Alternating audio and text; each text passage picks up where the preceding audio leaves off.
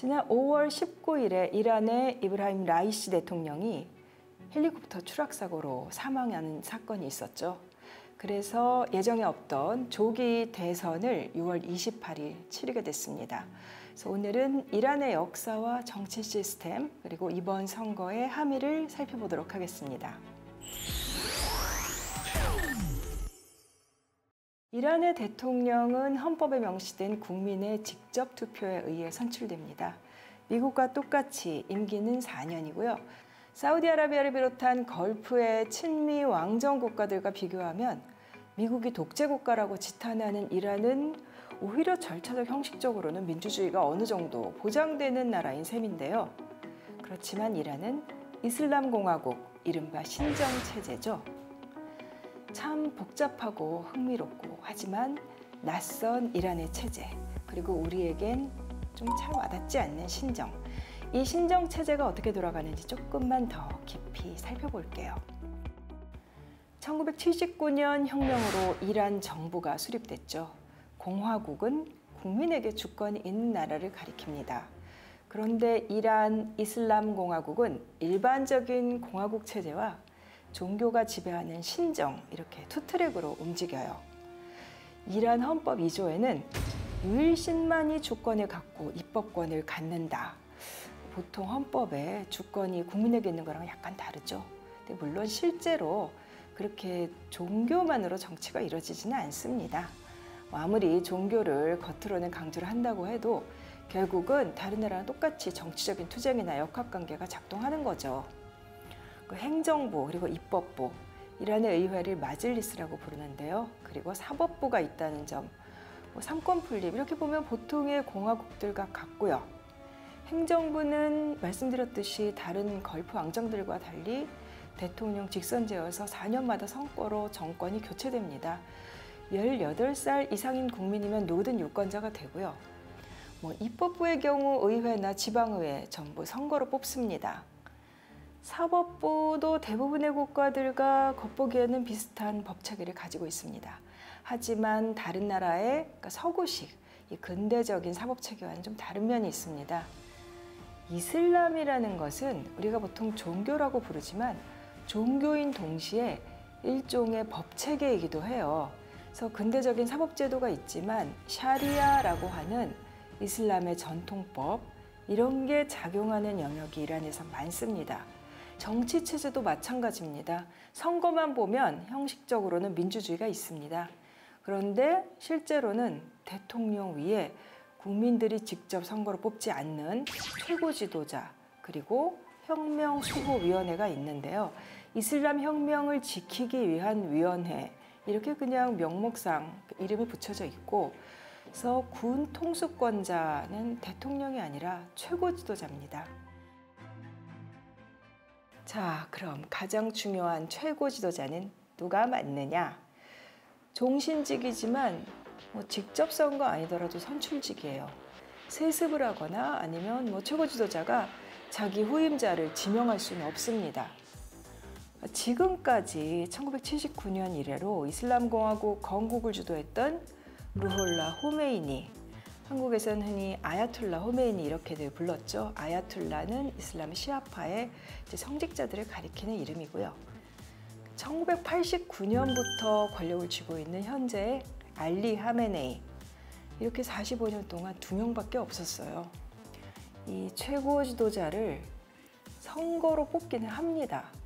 그게 참 그래서 이란이 대단하다라고 하는 게 그냥 종교 세력이 마음대로 하는 게 아니라 선거로 최고 지도자를 뽑고 또 후임자도 지명할 수 없게 하고, 이렇게 일종의 마음대로 할 수 없게끔 어떤 제도적인 장치를 만들어 놓긴 했어요. 다만 국민 직선이 아니라 간접 선거로 선출합니다. 전문가위원회라고 불리는 위원회에서 선출을 하는데요. 그런데 또 이 전문가위원회 멤버 88명인데 이 사람들은 국민들이 선거로 뽑습니다. 복잡하죠? 이렇게 아주 복잡한 견제 구조가 이란 정치 체제의 특징입니다. 그래서 이란의 대통령과 최고 지도자와 혁명수호위원회와 대법원과 이것들이 이렇게 관계를 그려가지고 구도를 보면은 화살표가 막 여기를 견제하고 여기를 임명하고 여기는 승인해야 되고 아주 복잡해요. 굉장히 고도로 짜여진 시스템이라고 보시면 될 것 같습니다. 대통령보다는 오히려 이 최고 지도자의 후임이 누가 될까? 어떻게 보면은 이란인들이나 국제사회가 대통령보다 더 관심을 갖고 있는 게 사실 그 문제예요. 왜냐면 하메네이 최고 지도자가 올해 84살이고 건강 이상설을 제가 들은 것만 해도 20년이 넘습니다. 실제로 2014년에 전립선암 치료를 받기도 했고요. 미국 언론들 보도에 따르면 하메네이가 작년 9월에도 또 중병을 앓았다고 하는데 2022년에 한 모스크를 방문했을 때 하메네이 스스로가 측근들한테 이게 나의 마지막 방문일지도 모른다 이런 말을 했던 얘기도 있어요. 그래서 하메네이 후계자 대체 누가 될 것인가 이게 늘 큰 관심거리입니다. 사실 사망한 라이시 대통령이 유력한 최고 지도자 후보 중에 한 명이긴 했어요. 그리고 현 최고 지도자 하메네이의 아들도 도전을 하고 있는데 이 하메네이는 자기 아들보다는 라이시를 지지하는 입장이었다고 해요. 이제 라이시가 사망했으니까 그러면 하메네이 아들이 제일 유리하겠네? 이렇게 볼 수도 있겠지만 이란 정치가 워낙 복잡하고 내부 투쟁이 심해서 예측하기는 어렵습니다. 이란의 정치 체제가 근대식, 서구식 입헌 체제와 신정의 투트랙이라고 설명을 드렸는데 군도 이중책입니다. 이란군은 아르테슈라고 부르는 공화국군하고 혁명수비대 이렇게 두 갈래로 구성이 됩니다. 이 혁명수비대 그러면 보통 국내 언론에서 이란의 정예부대 이렇게 앞에다가 설명 붙입니다. 이 혁명수비대는 1979년 4월 이슬람 혁명 때 당시 그 지도자 호메이니의 지시로 창설된 군대예요. 그러니까 정규군이라고 할 수 있는 공화국군은 외부의 공격으로부터 이제 국가를 지키는 그러니까 보통의 다른 나라의 모든 군대와 마찬가지죠. 그러니까 반면에 혁명수비대, 이란에만 있는 이 독특한 혁명수비대는 말 그대로 혁명을 유지하고 이슬람 공화국이라는 그 정체성을 지키는 것이 임무로 되어 있습니다. 그러니까 외국의 간섭을 받고 또 여러 나라에서 많이 일어났었던 군부 쿠데타를 차단하고 이란에서 그런 일이 없었죠. 그리고 또 이슬람 혁명의 유산을 깨뜨리는 이념적 공격, 예를 들면 서구화라든가 자유화라든가 이런 거겠죠. 그런 것을 분쇄하는 임무를 맡고 있습니다. 그러다 보니까 실제로 국내 정치를 좌지우지하는 것은 혁명수비대겠죠. 혁명수비대는 독자적인 지상군, 해군, 공군, 정보부, 특수부대를 보유하고 있고요. 걸프에서의 작전권, 즉 이라크라든가 시리아, 레바논 이런 이 중동 국가들에서의 군사 개입이나 아니면은 이란 내부의 반체제 세력을 통제하는 것 이런 일들을 혁명수비대가 합니다. 2022년 3월에는 핵보안사령부도 신설했습니다.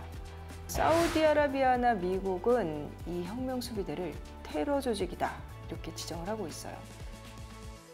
근데 이 혁명수비대라는 것은 군사기구일 뿐만 아니라 거대한 기업 집단이기도 해요. 이게 무슨 얘기냐면요. 처음에 혁명수비대의 이 자금원이 어디서 나왔느냐. 이슬람 혁명이 일어난 다음에 이란의 왕정에 이렇게 붙어 있었던 사람들, 기득권층, 부자들 이런 사람들이 국외로 많이 탈출을 했어요. 그러면서 그들의 자산이 몰수가 됐죠. 그 자산이 초기에 혁명수비대의 재원이 된 겁니다.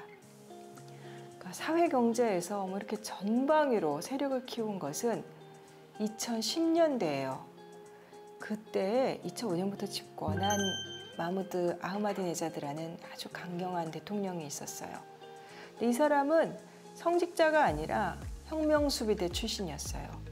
이 아흐마디네자드 정권이 자기의 어떤 물리적 기반이라고 했으니 혁명수비대를 엄청나게 키운 거예요.